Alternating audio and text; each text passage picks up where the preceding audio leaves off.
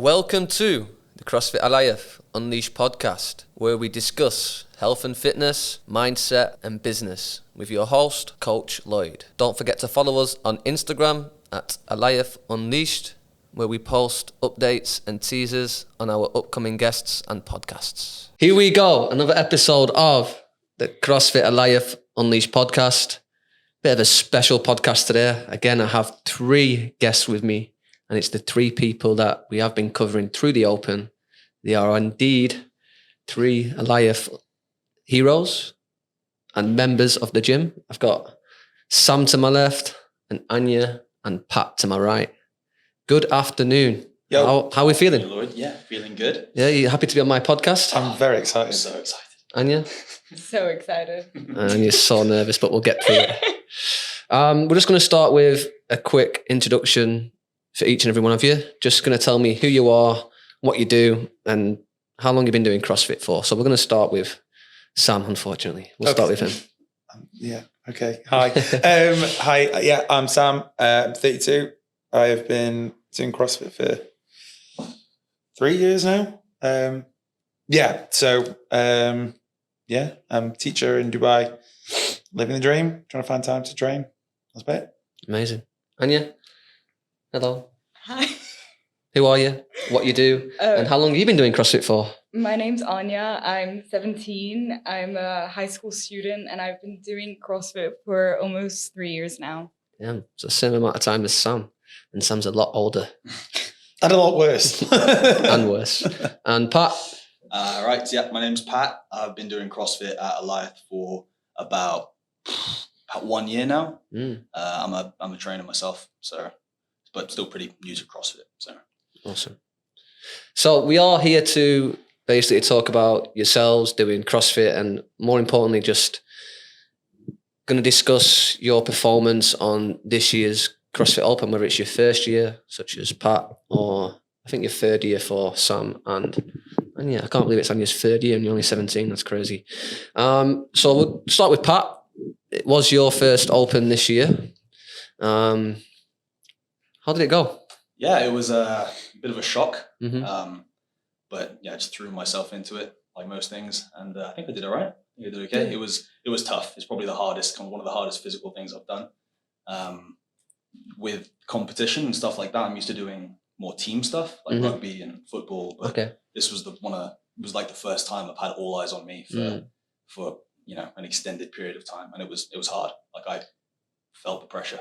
Yeah. Yeah. Do you think you thrive under that sort of pressure when it's people watching you? It's just you, and you've no excuses. You can't really blame your teammates, I right? think so. Yeah, I think from doing sports and things from a young age, like I know how to push myself, and I like it when I've got some attention on me, because I'm just going to push harder. Yeah. So, I mean, who doesn't like a bit of attention, right? Yeah, I'm quite competitive as well. Like if I'm in like a heat, like I'll want to win that heat. I want to end up on top if I can.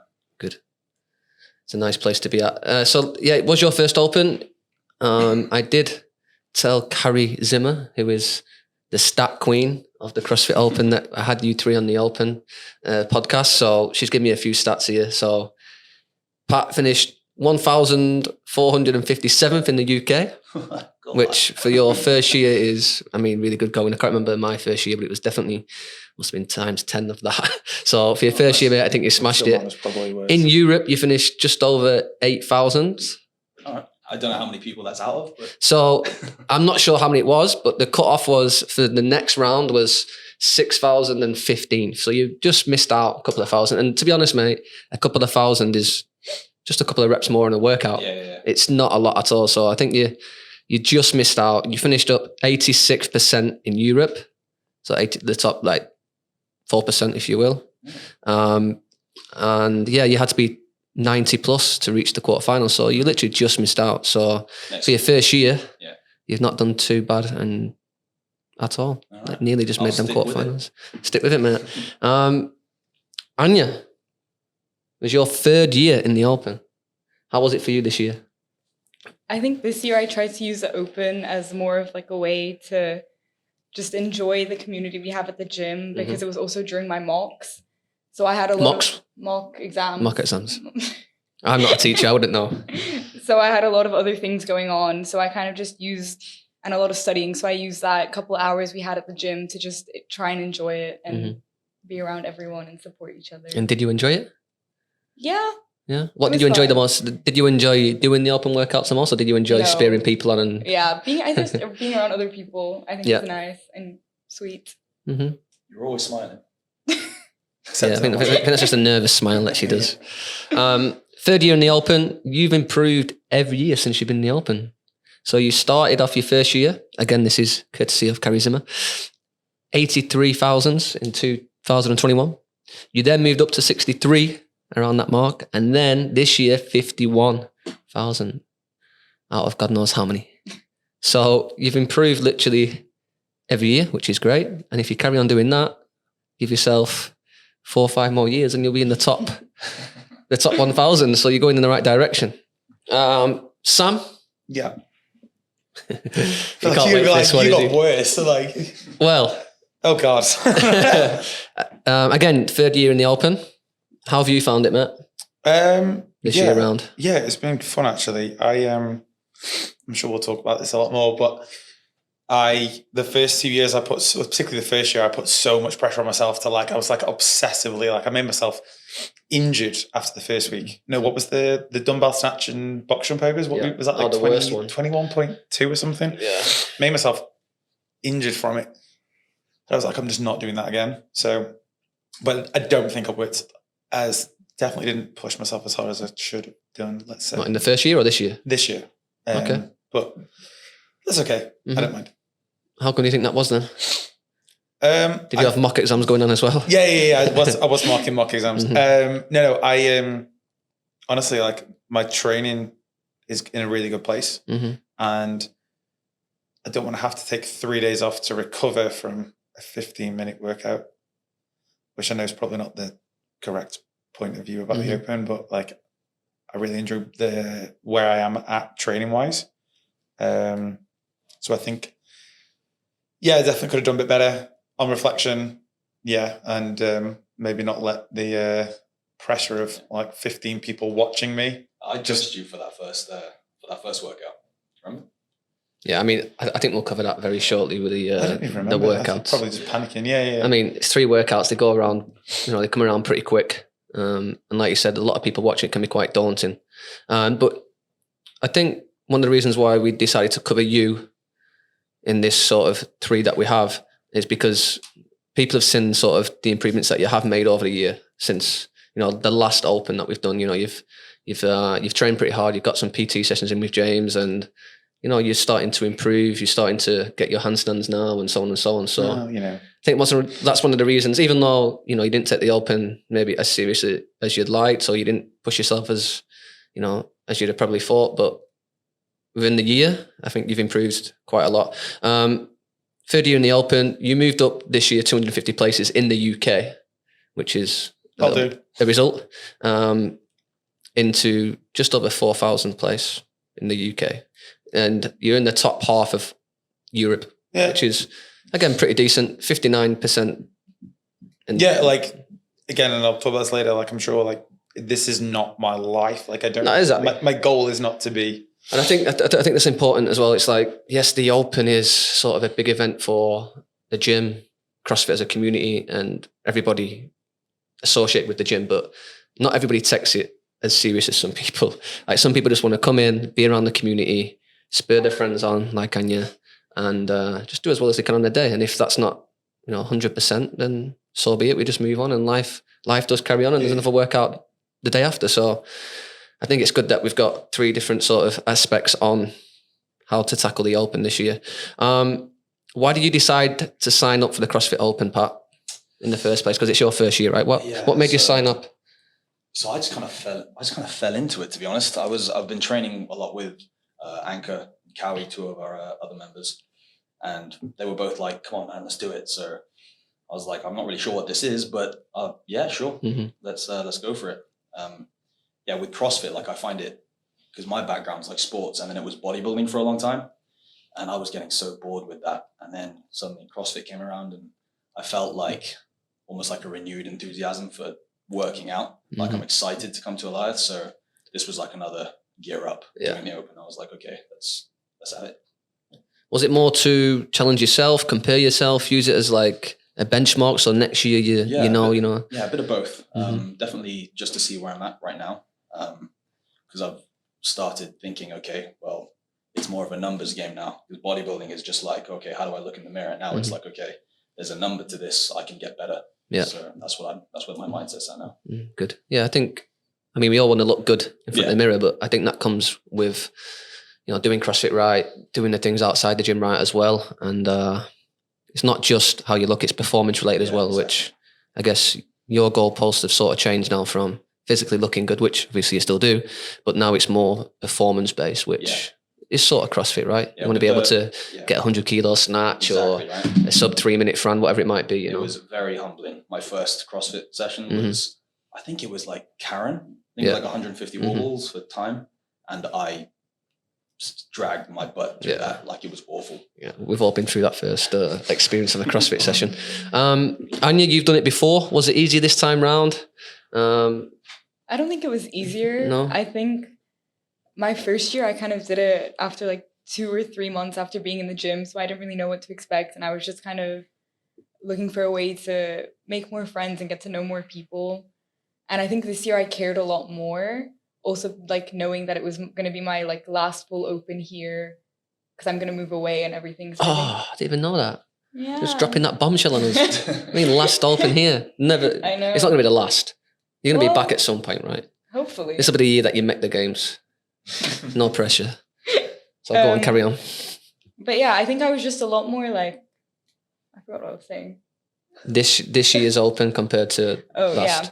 I think I cared a lot more and I was a lot more, I tried to make the most of it a lot more than I may have done in the past because like I tried to make as many memories as I can, cheer on as many people and just kind of enjoy it because when I move away, I think I will still do CrossFit, but I don't think it'll be the same. Yeah, exactly. The same community, the same everything. I mean, you have to remember as well, I think that wherever you go, and then Rachel kind of talked about this, I think, in the last podcast as well, as like CrossFit the community is everywhere in CrossFit. So, you go to the UK, you'll find a place like that and it won't be the same, but it'll be same but different. Yeah. Like, and I think that's the nice thing about CrossFit. For sure. And if you ever want to make friends, then just take yourself to a CrossFit gym. It's the best way of doing it. Sam, I'd say most improved sort of athlete this year in the gym. You must have been pretty excited for the Open. Get another year under your belt after, getting better at certain things like your gymnastics and so on. How did you find it compared to your last year or the first year? Yeah. Did you enjoy it a lot more because you knew that, yes, if any of these gymnastics did come up? Then I think I knew that I was going to, anything came up, I knew it'd be fine. Like I could do pretty much anything that came up. And I knew there's things to work on and, you can kind of compartmentalize. You're like, okay, if this comes up, I can just get to this point and then it's fine. But I've become a lot more of a realist in what I can do. And I'm like, right, okay, can I get to this point? Yes. Okay, great. Then we'll get there as quick as I can.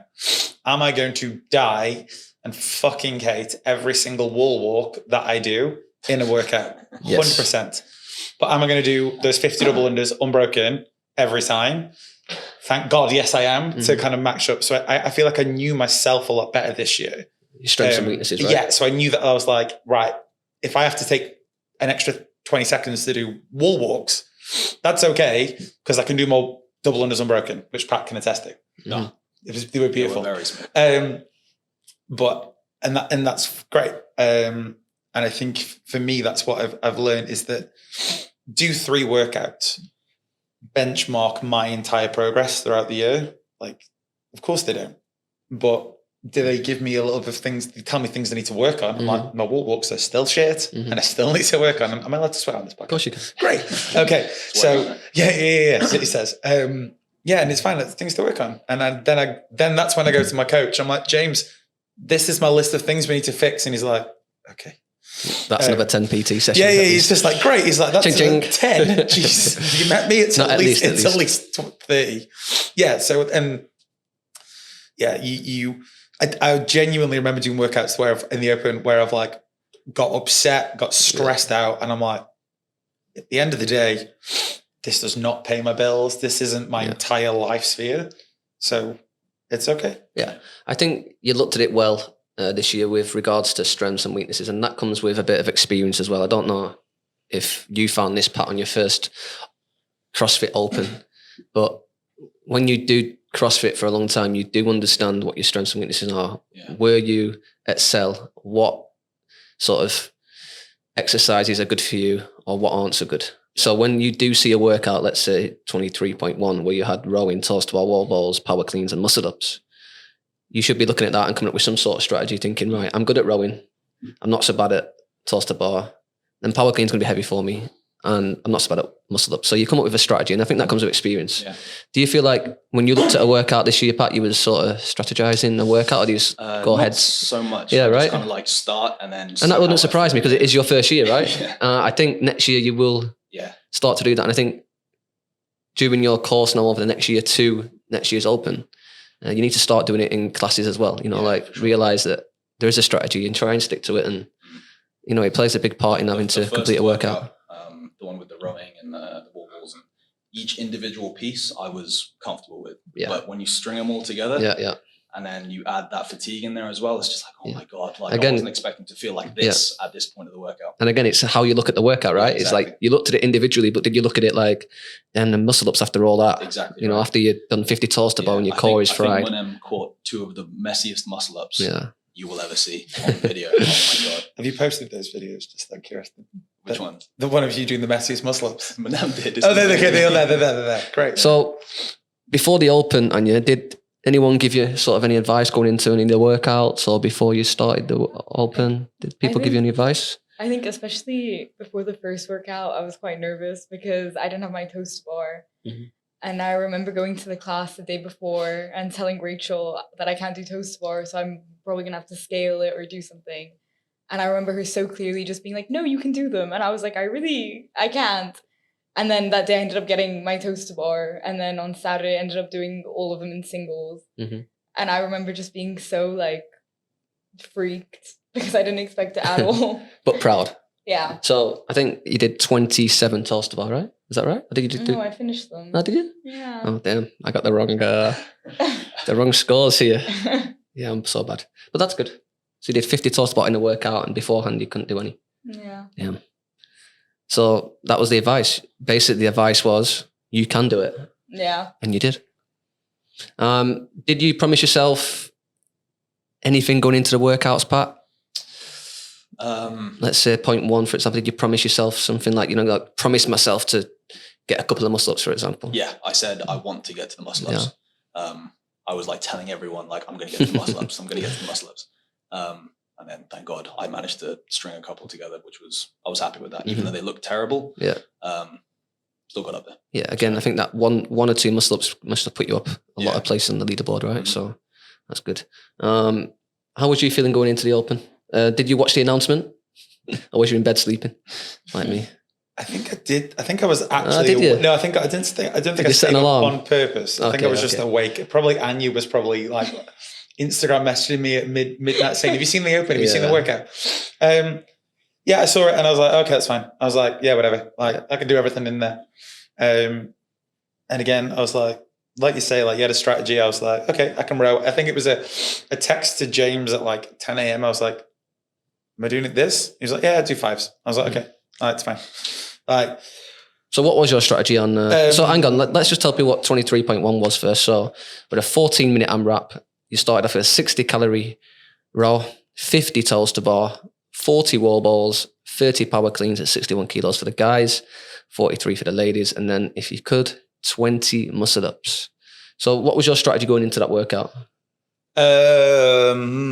Don't die on the row. Mm-hmm. And I vividly remember James saying to me the day before in my PT, if you do more than 5 toes to bar, I will fucking kill you. Mm-hmm. And I was like, okay, great. It was like, just do 5s, which was a mistake. And I'm happy to talk about that. And then it was like 10 wall balls were 5, or I think just to catch up, and then power cleans were singles. 5 toes to bar were fine until I got to 35. And then Ellen just looked at me and went, the grip's gone. And I was like, yep, completely. And I was just banging out singles and I just had no motivation. Mm-hmm. And it was just that point where I've kind of said, like, I was just not massively up for like the pain. like, I was just, because I was like, this is just going to make myself injured. I was like, I don't want to rip my hands. I was like, because I can't do anything for a few days. I went and walked off and got some water, and someone, I think it was Cara, like, she was like, get back to the bar. I was like, that's fine, don't worry. Yeah, if I did it again, I probably would have done 3s or 4s. Do you remember where you got to? Do you remember your score? 159. And how many power cleans is that? Not as many as I should have got.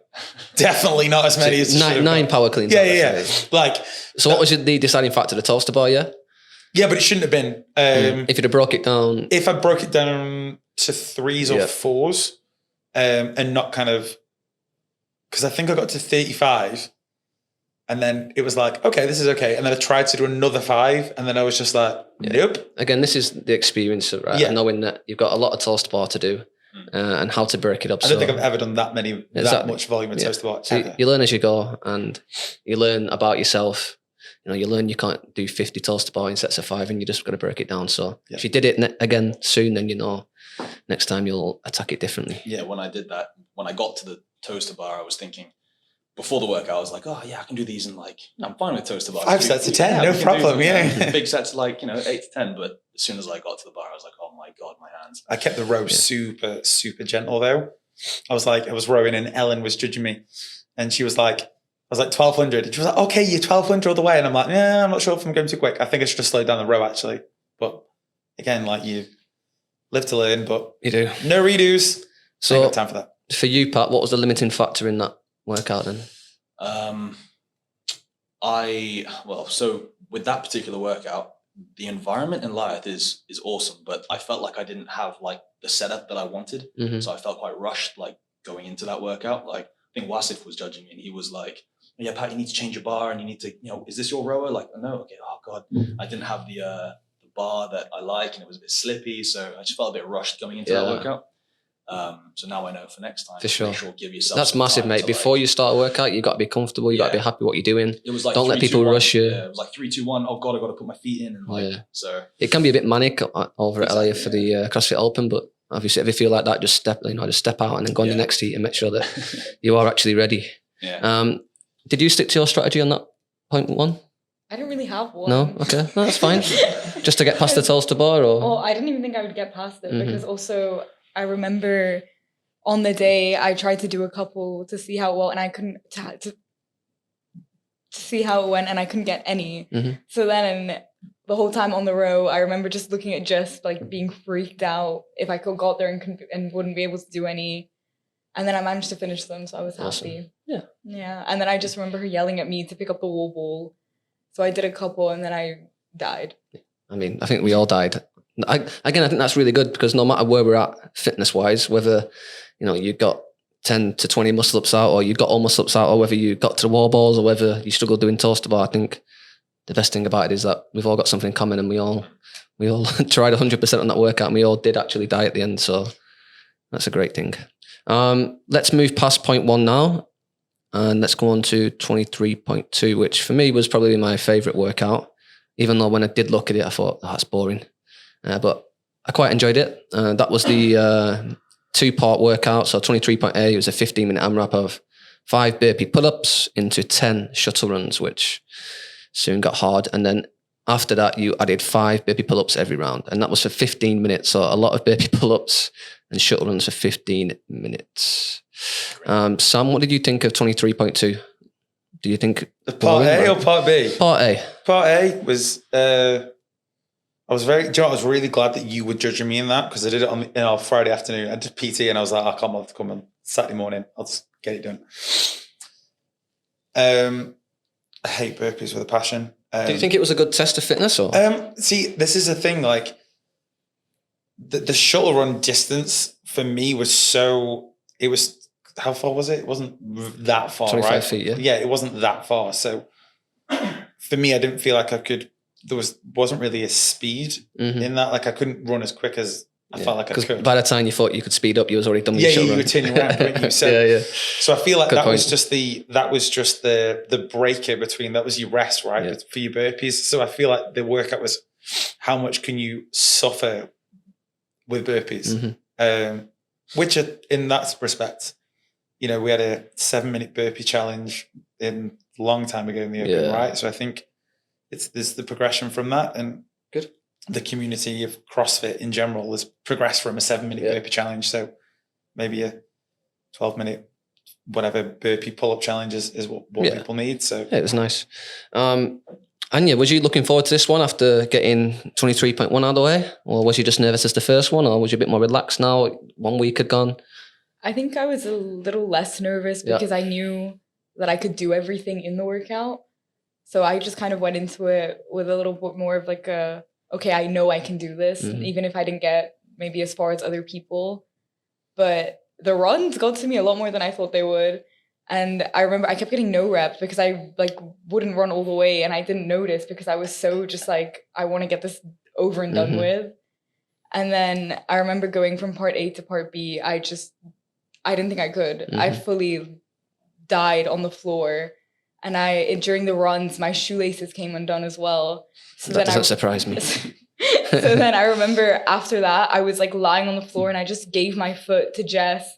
I couldn't even speak. And I just like asked her to tie my shoelace.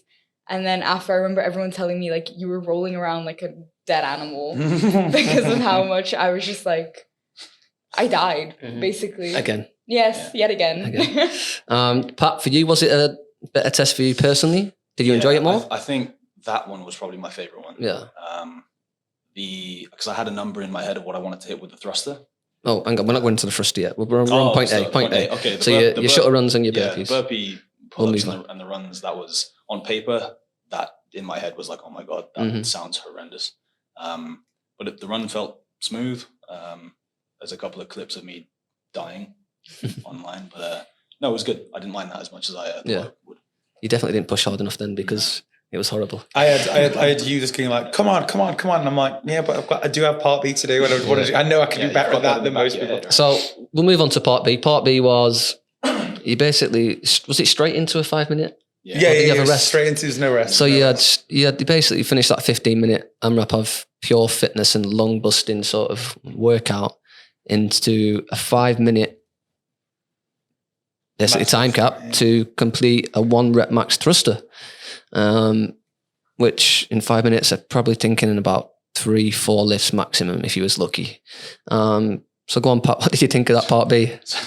So in my head I was like, okay, well, you can do thrusters, it's fine. Like, you like the barbell. So I was like, okay, I reckon 110, 115 maybe. Like, let's see if we can do that. That's kilos, just so everybody knows. But when I got to the bar, I was like, oh my God, like, I don't even want to get underneath this. I don't even want to clean this. It feels so heavy. So I think I started with like 80 and then I put 100 on. And then I just thought, screw it, let's put 110 on, let's give it a go.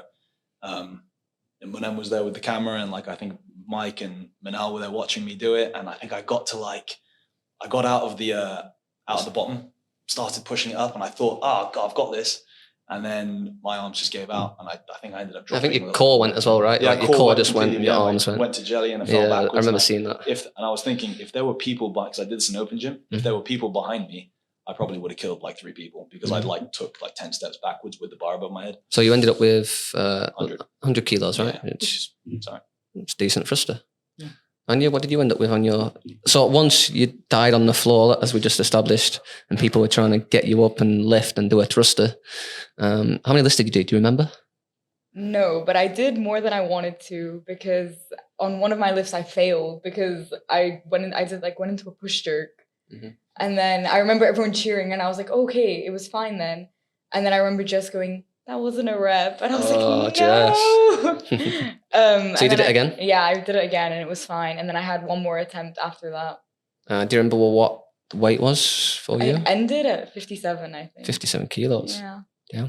That's pretty impressive. Are you happy with that? Yeah. I mean, I didn't really know what to expect, because you must have had a number in your head for a 1 rep max thruster. But I've never done like actual heavy thrusters, so I don't really know. Okay.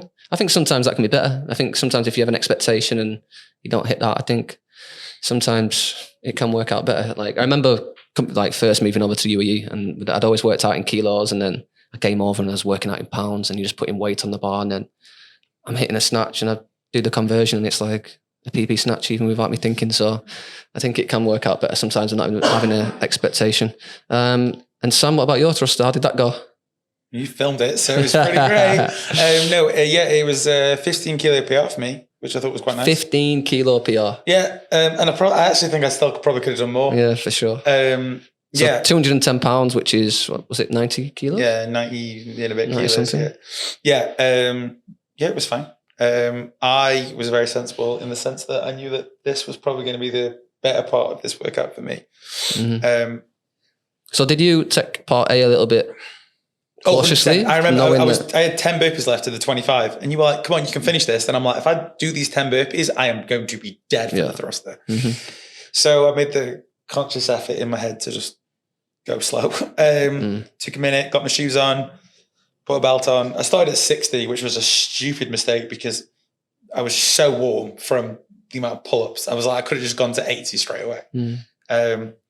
I don't think that was stupid, mate. I think I did my first one. I mean, I've always just got a lift out quickly. Like I don't roll around on the floor dying. I try and get myself up as quick as I can, and I just get an easy lift out of the way. And mine was 60, mate. I got a lot of lifts, and I got 60, 80, then it was 90, 95, 100, 105. So it was like a lot of lifts for me. Yeah, like I think if I had time, I definitely could have got 100. Yeah.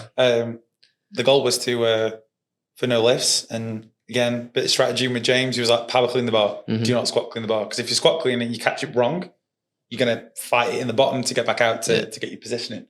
So, yeah. I think that just comes down to a person's mobility, right? So if you can't catch bottom of the squat clean correctly, then of course. It's going to be really hard for you to get that thruster. But I found it a lot easier going into the squat clean thruster rather than power cleaning it and having to squat, because you're losing that speed coming down. If you do a squat clean, you're fast into the bottom and you're driving out. So I think that's why a lot of people did PR and stuff, and did exceed the list. Yeah, I did outlift James. Yeah, go on. So I outlift. Do you want to say that again? Yeah, I did outlift my coach, which was the probably the greatest moment of my CrossFit career so far. Mm-hmm. I'm sure it'll be like, I had 40 seconds left on the clock, I was done. But. Yeah. Did you think about it like two sort of workouts? Do you think, I'm not going to push so hard on point A, or did you just think, fuck it, I'm going to do this as fast as I can and then just sort of cross that bridge when I get to the thruster? I knew, being fairly new to CrossFit, like lifting under like massive fatigue like that is completely new to me. So I did take it a little bit easier on the run. But the burpee pull-ups, I had this kind of technique where I would kind of swing my arms so that I barely had to do a pull-up. Like I went just underhand grip. So I literally had to like pull myself up a couple of inches. So that was surprisingly okay for me, but it was just getting to the bar and wanting to get under it, which sucked. Mm-hmm. Yeah. What was your final thoughts on 23.A and B? Or 23.2 A and B, Aanyah? I liked it, I think. I think it was a lot more enjoyable for me than the first one. So, and I feel like in that workout, I very, very much relied on the people around me to get me through it. And I think a lot of people did, yeah. Yeah, that's right. But I think it, like, for me as well, it made very nice, it makes me happy to look back on and think about it now, which is kind of what I wanted out of this open, was like make memories. Yeah. So you can go to the UK and leave us and have all these memories. Exactly. Did you take photos and videos or not? Munem. Oh, okay. Munem did. Make sure you get all the photos and videos from Munem before you leave us. That's 23.2 A and B out of the way. We'll move swiftly on to the last one, which was 23.3. And this was a little bit different than the others because you had sort of a time window to complete a set amount of work. And for most sort of people in CrossFit gyms, to get past that 6-minute window and get your extra 3 minutes was pretty tough, because them two first bars, the first bar was pretty doable by most people. But the second bar, if you're male or female, it was pretty heavy. It wasn't easy after wall walks and double unders. Did you go into this a bit more relaxed, Sam? Seeing as it was no? No, Pat was judging me in this workout and I was like, Pat, I've got to do wall walks in front of people and I hate them with passion. You were so nervous before this. You were like I was freaking out because I was booked in for 5:45 and Ellen comes up to me at 5:20. She's like, I'm supposed to be in the next slot, but at the first one, but I can't do it because I only just got here. And I was like, oh, it's fine. I'll go now and get it out of the way. It wasn't even remotely warm. And I was like, let's just get it done. I was just like, just get the wall walks out of the way. I knew that the first 5 wall walks were going to be fine because I can do 5 wall walks. I did not think that the next 5 wall walks were going to be great. But my God, that second bar is relatively light for me. The 60 kilo snatches? But my shoulders were just dead. Like I was punching the bar out on a lockout, which it's 60 kilos. I can usually just grip and rip. Yeah. But didn't have that luxury, unfortunately. I mean, I think even people who find wall walks pretty efficient and are pretty good, I think that second set of wall walks, it was pretty tough. I remember getting back to the 5 wall walks again and just thinking, wow, these are tough. But yeah, like I said, it was a little bit different because you had a sort of 6-minute cap. The people that I spoke to was a bit more relaxed because they knew they wasn't going to get past the 6 minutes. So they sort of went into the workout and thinking, right, it's just a 6-minute workout. I'm going to do a few wall walks, a couple of double unders and see if I can get some snatches. How did you get on this workout, Aanyah? Did you exceed expectations again? No. Or? No? Not at all. This is not my workout at all. And I think, because like the toast bar, I couldn't do double unders either. I still can't. And I remember just being so nervous before, because also this one in my head, I was like, oh my God, like it's the final one, like whatever. And then I remember them putting up the heat names, and then there was like only 2 spots on one side of the gym. And I looked at it and I was like, oh my God, it's me next to Jake. And I was just like, you were next to Jake? Yeah. I was like, no way, this is real. And I mean, would you not look at that and think, oh, everyone's going to be watching Jake, no one's going to be looking at me, so I'm just going to train myself? That would mean everyone is in that area. Yeah, but they're not looking at you. Yes, but we were next to each other. Oh, okay. And I was just like, oh my. And then I remember before I was just like freaking out, and Jess was like, it's fine. I was like, is it? And then we started and I failed my first wall walk, and I was just like, oh no. Was it a no rep or did you fail it? No, it was a no rep. Yeah. And then it was fine. Okay, I got back into it. And then my last wall walk, I failed it about 5 times. And then and I think by the time I got off the wall walks, Jake had already gone back. He'd finished his double unders and his snatches, and he'd gone back. So I was just like, no way this is happening right now in front of all these people. And then I ended up getting really annoyed on my double unders because I knew already it was kind of like a very iffy thing for me. But I knew for me that snatch bar would have not been very heavy. So I would have been able to get through it. But then I think in that environment, I did not do very well. But then the next morning, Mags convinced me to do it again. And I think I doubled my reps in one sleep. Yeah. Must have been a good sleep. But I do think double unders are that sort of a movement where once it gets in your head, you just mess up, right? It's you got to remain calm. You just got to jump and breathe. And I know it's one of your favourite movements, Sam. It's the only one I can do. That's why. Once it just gets in your head, if you're not so efficient with them, sometimes you add them, sometimes you're not, depending what sort of sleep you've had or what sort of day it is, or once it gets in your head, you just struggle with them, and it's crazy how it happens. So I'm just going to paint a picture for most people that don't know what happens on our last sort of open workout. We basically call it Friday Night Lights, and we're doing it in the gym. It's a Friday evening. So most people would train in the morning in our gym. So they're coming in a different time than they're usually training. We have timings of heats on a whiteboard, and if you're lucky, you'll get the heat that you want. You're left yourself to basically warm up as you please. And when the time comes, you're on. And when you're on, the lights of the gym are off. We have some crazy disco lights, if you want to call them. There's a DJ, which is myself, playing loud music. And the atmosphere is just crazy. There's a lot of people watching it. It is like a nightclub.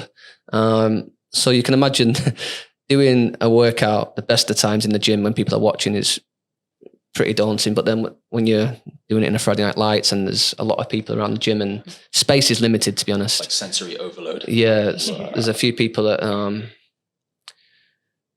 literally don't like that situation.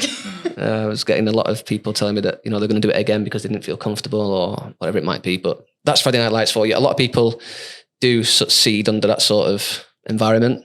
Sam's nodding his head. Yeah, ask me how I did on my 23.3. But yeah, that's the picture that I wanted to paint just for people that aren't aware what happens. So next year, if you feel like you want to come and join Friday Night Lights, whether you're part of a different gym or you're around Dubai, come and pop in and do a workout under the Friday Night Lights.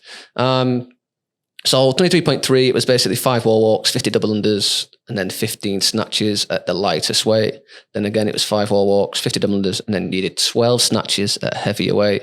And if you got past that in 6 minutes, there was another sort of half a workout where the wall walks would change to 20 strict handstand push-ups. You'd do 50 double unders again, and then you'd go to more snatches, less sort of snatches, but a heavier weight.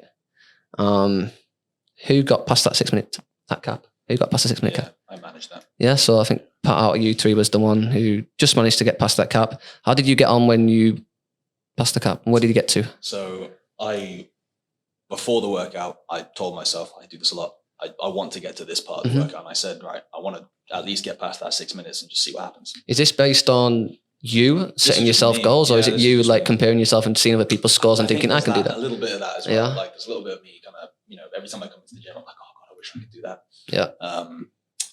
So yeah, I got to the handstand push-ups, and I think I remember we were doing one big set. I can't remember how many I did. I think it was like 6 or 8. And then I just did singles, and I got to 19. I think I managed 19. I failed on my 20th rep. I was so frustrated. Then time. Yeah. And then I was like, oh, it's fine. I'll do the workout again tomorrow. But tomorrow came and I just couldn't be bothered. Yeah. It's like, I don't want to put myself through that again just to, maybe get that last I was the rep. same, mate. I was the same. Yeah.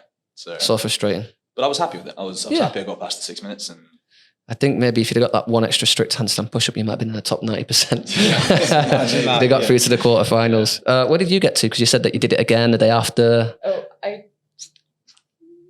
I did the first round of snatches. Okay, so you did the 5 wall walks, 50 double unders, which for you is pretty good because depending on your day, you can struggle with them. And then you did 15 snatches. What was the weight? Do you remember? No? 30 kilos? 30, 35, something like that. But you was happy with your score? Yeah?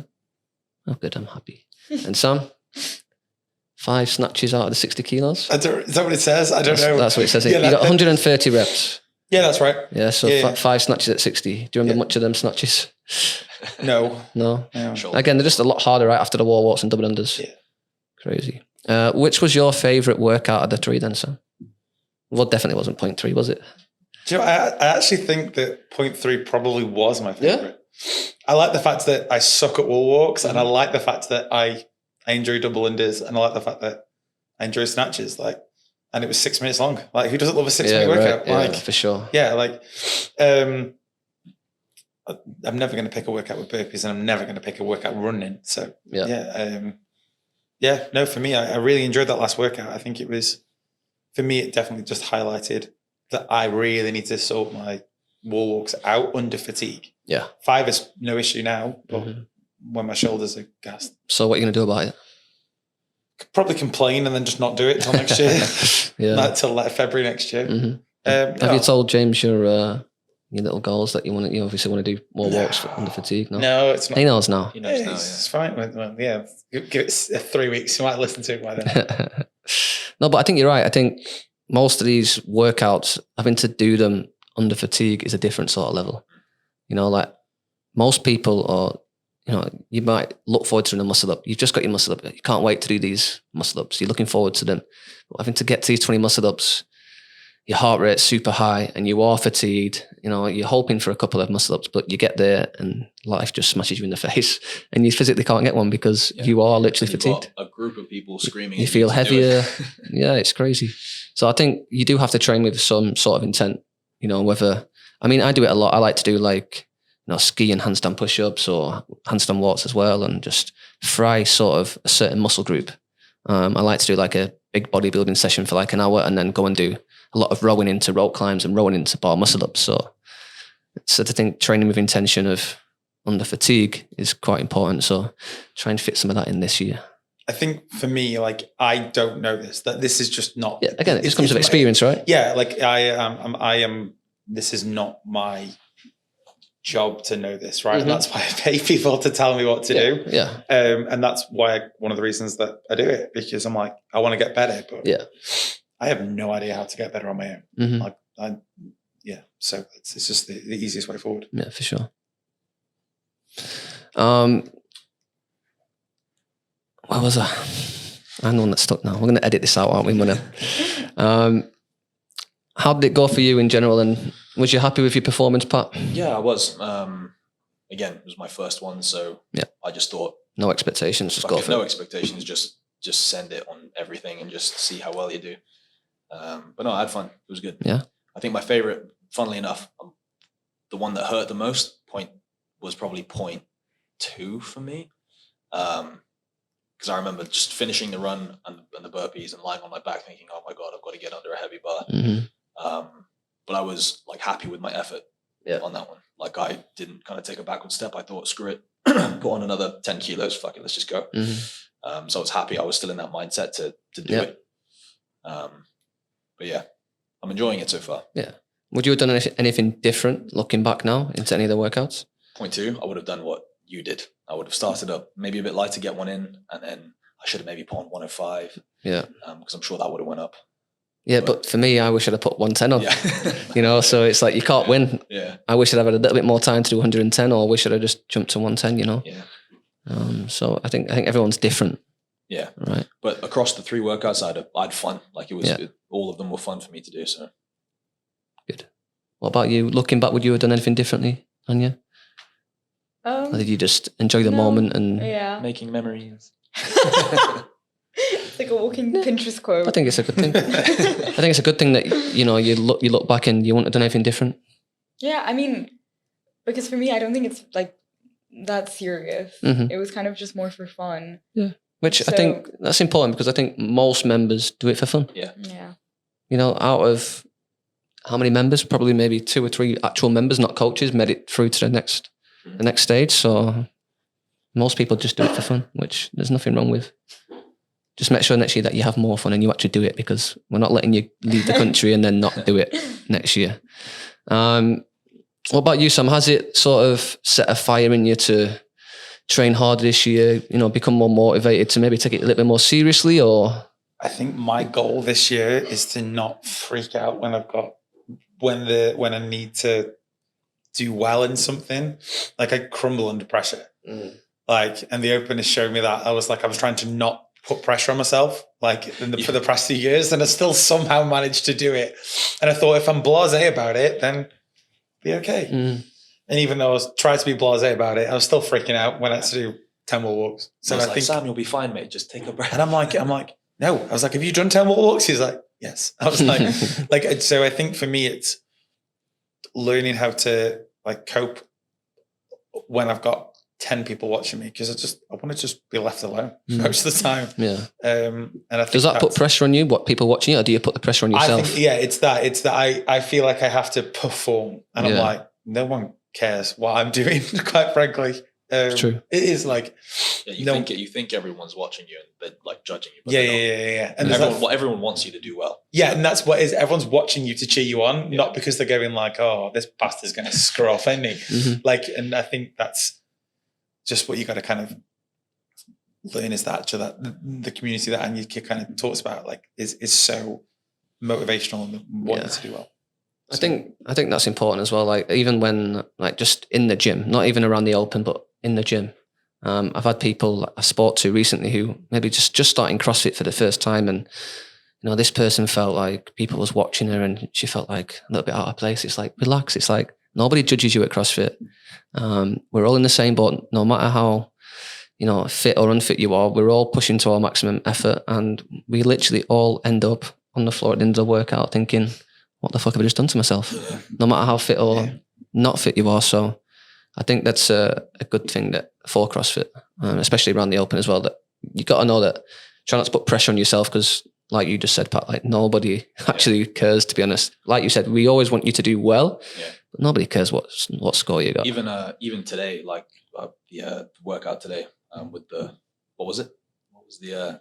It was 10 burpee box jump overs and then 5. Yeah, it was horrendous. Wall walks, 5 more wall walks. But I remember the rope climb part today, and this is just Alioth every day for me. I'd get to a part of a workout where I'd be on my, I'd be crouching down like, oh my God, I don't want to do this next part. And then some random person would shout, come on, Pat. That's me. That happens all the time. That's you. I think Jess shouted get up, get on the rope. And Jess wasn't even doing the class, right? Jess wasn't even doing the class. So you always get these little bursts of come on. Like, it sort of helps, right? Yeah, it definitely helps. That's the greatest motivation I ever had when I first started CrossFit. Is literally, I did a lift and I thought I was dead confident. I was like, right, I know it's power clean. And James, this is before he started PTing me, he literally just looked at me and just went, that was bullshit. Like, exactly. And I was like, okay. I was like, this is motivation. I'm like, you know what? If someone's telling me it's not good, I'm like, well, I'm going to do it until people start saying. Yeah, all those coaches have different ways of motivating people. So, he doesn't say that to everyone. He knows he can get away with it with Sam. So. Of course. For sure. He's never said it to me. No. Anya, what about you? Are you like raring to go this year? You want to train harder and you want to be fitter for next year's Open, or? I think not really, because I think I try and use the gym and everything as kind of like a way for me to de-stress, and I don't want it to become something that's stressful for me. Mm-hmm. And I think next year, like living alone and whatever for the first time is going to be scary. So I want to kind of have this as a way for me to kind of connect to being at home as well. Mm-hmm. Yeah, that's a good way of doing it. I like it. But you do have good potential as well. Thank you. So don't take it too easy. Still train hard, and then you never know where you might end up because you're still young. You're only 17, which is crazy. We're just going to finish off with some quick fire questions. We've just got 2 questions each. That's it. Yeah, don't worry. First one's for you, Pat. Brilliant. Who's your favourite coach in CrossFit Alioth? Sam was, he was saying this earlier, like, I know Lloyd is going to ask this. My favourite coach? Just quick fire, just go. Boom. You, Lloyd. You. Oh, perfect. Anya?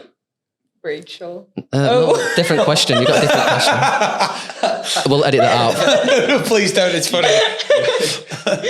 Different question. Who inspires you the most in the gym? Is it the same answer? Yeah. No. So this doesn't have to be a coach. So this can be anyone in the gym. Like I know that, you talk to a lot of people and you go there for fun and community, and, you're literally like the CrossFit Alioth's little child. Who inspires you the most? Could be a member. Let's get rid of the coaches. No coaches. Okay. I think Jess. Yeah? I think she's like very, very, very much been there for me from the beginning, like from when I first started. And I was always like quite, like you said before, it's kind of like a nerve-wracking environment to be in, and she always really helped me with that. And I feel like she always just kind of showed me the type of person that I want to be and the type of attitude I want to have towards other people. Damn. You have a clip. Did you prepare that? Yeah, that was good. Sam, what do you like the most about CrossFit Alioth? Geez. You're not allowed to say coaches or community. You can't think of one. Yeah, that's what I think. Like, to narrow it down to one thing, that's hard, right? Like,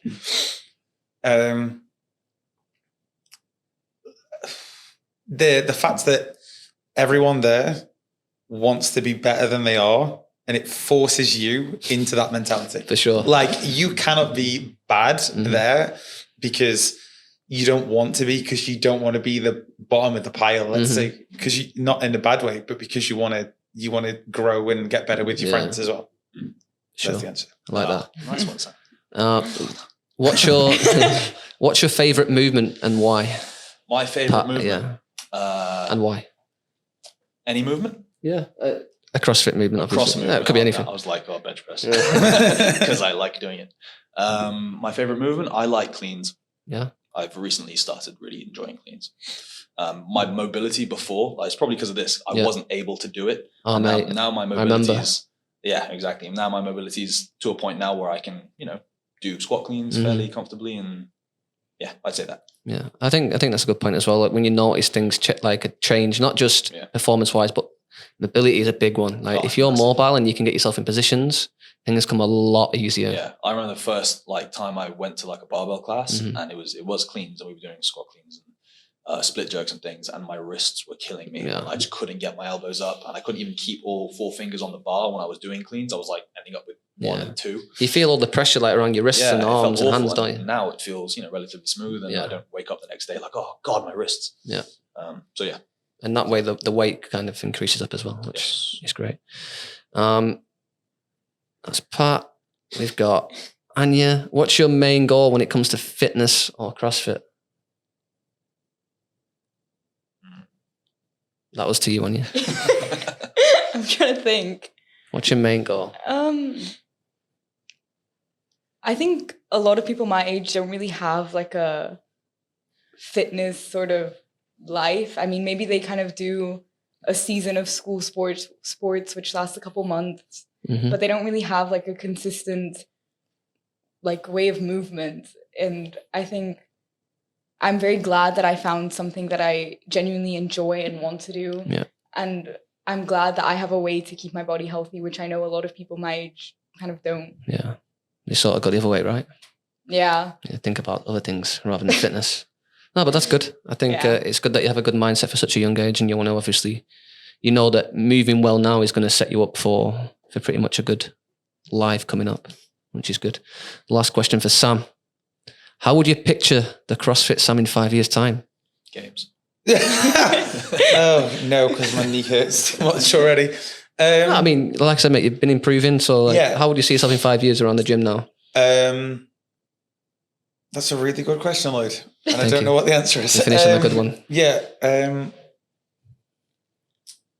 Let's hope that I can do more movements, like regardless of that. But